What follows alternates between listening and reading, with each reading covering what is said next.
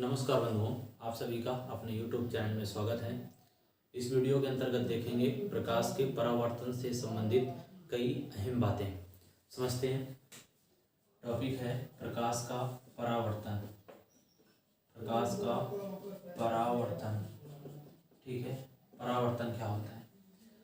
परावर्तन के बारे में जानते हैं कि परावर्तन क्या होता है, लेकिन फिर भी कुछ आपको नई बातें आपको जानने को मिल जाएंगी। जैसे प्रकाश का परावर्तन होता है, आप जानते हैं कि एक समतल एक चिकना पृष्ठ होता है, इस पर आपतित किरण आती है। आपतित किरण का मतलब किसी भी सोर्स से, प्रकाशिक स्रोत से किरण जो निकलती है और इस पृष्ठ पर पड़ती है तो उसे ही कहते हैं आपतित किरण। आपतित किरण।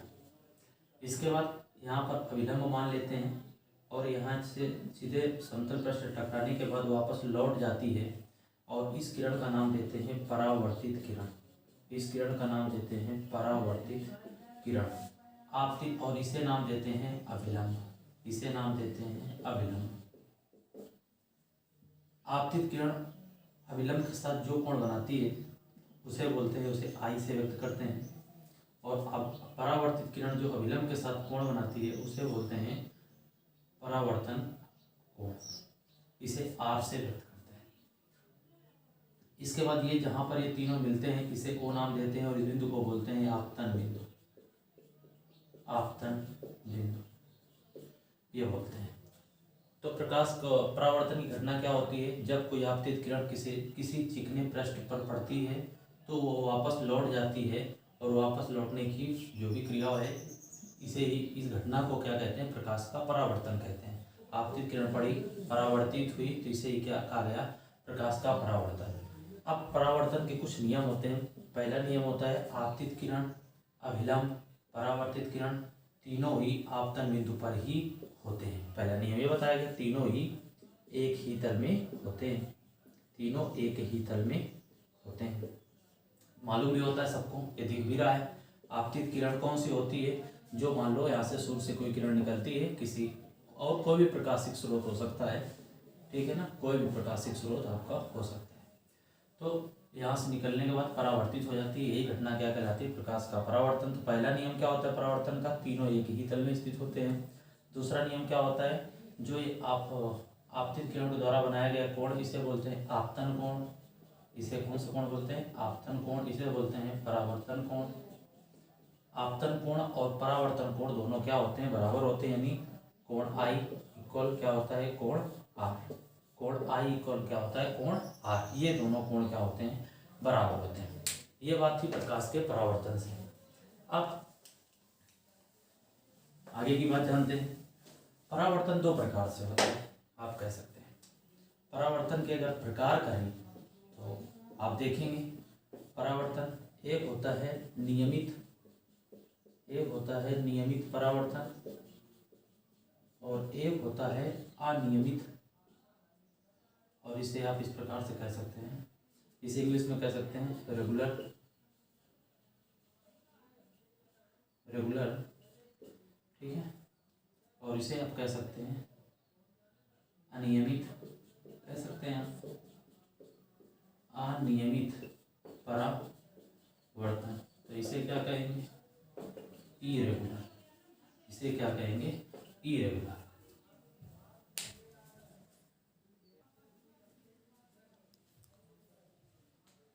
इरेगुलर, ठीक है। अब ये क्या होता है नियमित परावर्तन और अनियमित परावर्तन? इसको समझते हैं। परावर्तन को बोलते हैं इंग्लिश में रिफ्लेक्शन, FLECTION।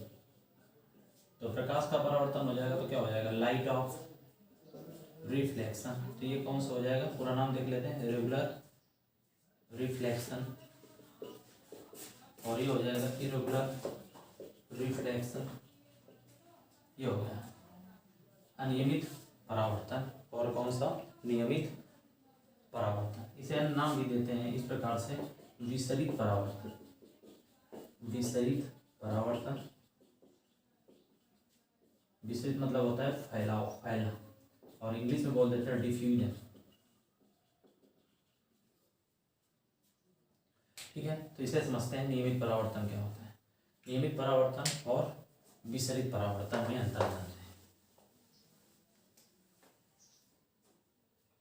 नियमित परावर्तन इस प्रकार से, जब कोई पृष्ठ बहुत ही चिकना, बहुत ज़्यादा चिकना होता है, आप कह सकते हैं बहुत ज़्यादा चिकना होता है, और तब आपतित किरण पड़ती है और वो परावर्तित हो जाती है, तो तब इस स्थिति में कहा जाता है कि ये घटना कौन सी कहलाती है, ये घटना कहलाती है आपकी कौन सी, नियमित परावर्तन। कौन सी, नियमित परावर्तन। इसका विलंब यहाँ पर मान सकते हैं और इसका विलंब क्या हो सकता है, यहाँ पर मान सकते हैं। तो ये कौन सी घटना हो जाती है, नियमित परावर्तन। कब हो जाती है समझना, जब कोई पृष्ठ चिकना हो लेकिन बहुत अधिक चिकना हो, तब अगर कोई आपतित किरण पड़ती है तो वो वापस लौटती है, तब इस घटना को बोलते हैं नियमित परावर्तन। ठीक है। विसरित क्या होती है, जब जो पृष्ठ हो इसकी तुलना में कम चिकना हो, इसकी तुलना में कम चिकना हो। कुछ इस प्रकार से फिगर हम लोग बना लेते हैं। अब इसमें भी किरण पड़ी और ये क्या आपतित किरण, ये क्या हो जाएगी अपवर्तित किरण, यहाँ पर पड़ी तो ये क्या हो जाएगी, इस तरह से हो जाएगी। लेकिन इस फिगर में एक बात याद रखना, न सटीक तो नहीं बन पा रहा है लेकिन एक अंतर बताएंगे। इसमें जो विलंब होगा वो इस तरह से कुछ होगा, इस तरह से, मतलब यहाँ पर हम बना इस प्रकार सकते हैं, लेकिन इसको आप समझिएगा कि इसमें जो अविलंब है नियमित परावर्तन में, तो अविलंब क्या होते हैं, आपस में समानांतर होते हैं। क्या होते हैं, अविलंब आपस में क्या होते हैं, समानांतर होते हैं।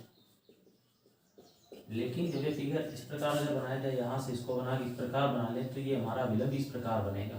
तो इसमें क्या होगा, तो जो अविलंब होगा वो समानांतर नहीं होगा। अविलंब क्या होगा, समानांतर नहीं होगा। इसके लिए नियमित परावर्तन के लिए पृष्ठ बहुत ही ज़्यादा चिकना होना चाहिए, और अविलंब और आपका जो विसरित परावर्तन है उसके लिए पृष्ठ उतना अधिक चिकना नहीं होना चाहिए। किसकी तुलना में, नियमित परावर्तन की तुलना की कंडीशन। अविलंब समानांतर होते हैं, इसमें क्या होता है, अविलंब समानांतर नहीं होते, किंतु याद रहे कोण I इक्वल कोण R ही होगा, और इसमें भी कोण I इक्वल क्या होगा, कोण R ही होगा। आप इस प्रकार कह सकते हैं कि इन दोनों स्थितियों में, चाहे नियमित परावर्तन हो या फिर अनियमित परावर्तन हो, चाहे नियमित हो या फिर अनियमित हो, दोनों ही स्थितियों में परावर्तन के नियमों का पूर्णतया पालन होगा। परावर्तन के नियमों का क्या होगा, पालन होगा। ठीक है ना। तो इसमें भी पालन होगा और इसमें भी पालन होगा। उम्मीद करते हैं आपको ये बातें समझ में आ गई होंगी। आगे बढ़ते हैं।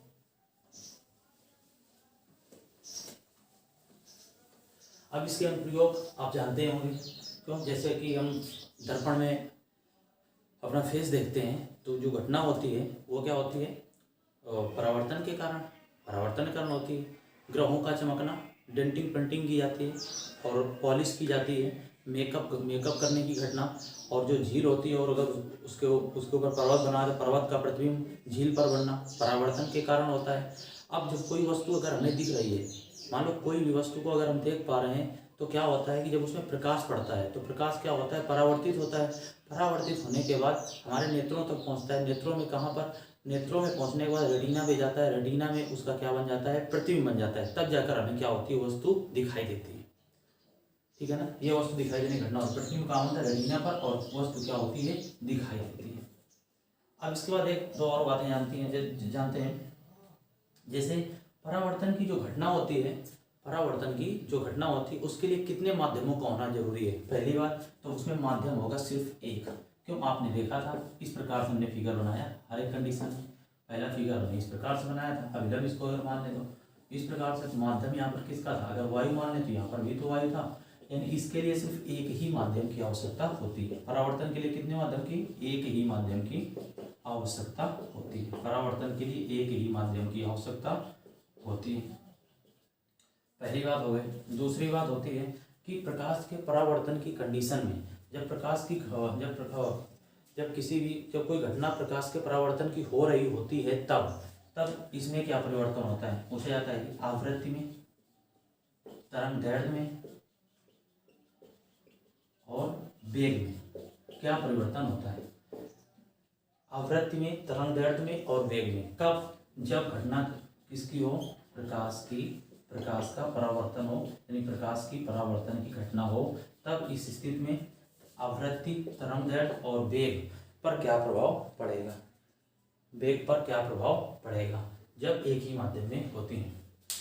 ठीक है, इसके बाद तो इसमें क्या होता है, जब इस स्थिति में प्रकाश की परावर्तनीय घटना होती है तो ना तो आवृत्ति बदलती है, ना ही तरंगदैर्ध्य और ना ही वेग, यानी ये तीनों क्या होते हैं, अपरिवर्तित होते हैं। अपरिवर्तित होते हैं यानी नहीं बदलते हैं। अपरिवर्तित होते हैं, नहीं बदलते हैं। अपरिवर्तित होते हैं और नहीं बदलते हैं। ये घटना होती है किसमें, तो आपको एक बात, मुख्य बात ये मिली होगी कि एक ही माध्यम की आवश्यकता होती है, क्योंकि आपने देखा यहाँ पर तो कोई आने का कारण नहीं है, इधर से ही वापस लौट जाती है। इस प्रकार से यहाँ पर कह सकते हो एक ही माध्यम, और ना तो आवृत्ति बदलेगी, ना तरंगदैर्ध्य और ना ही वेग। किस घटना में, प्रकाश की परावर्तन की घटना में, याद रखिएगा। आगे बढ़ते हैं। कभी कभी इसका एक न्यूमेरिकल भी बन जाता, प्रश्न भी बन जाता है। उस प्रश्न को लेंगे। क्या है प्रश्न, लिखा है अगर परावर्तन कोण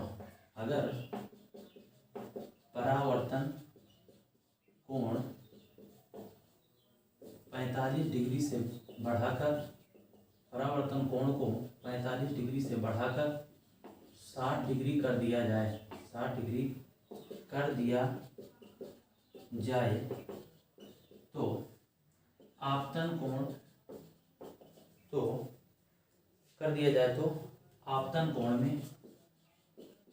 कोण में कितने अंश का अंतर हो जाएगा, कितने अंश का अंतर होगा। तो आप समझते हैं कि परावर्तनीय घटना इस प्रकार से होती है।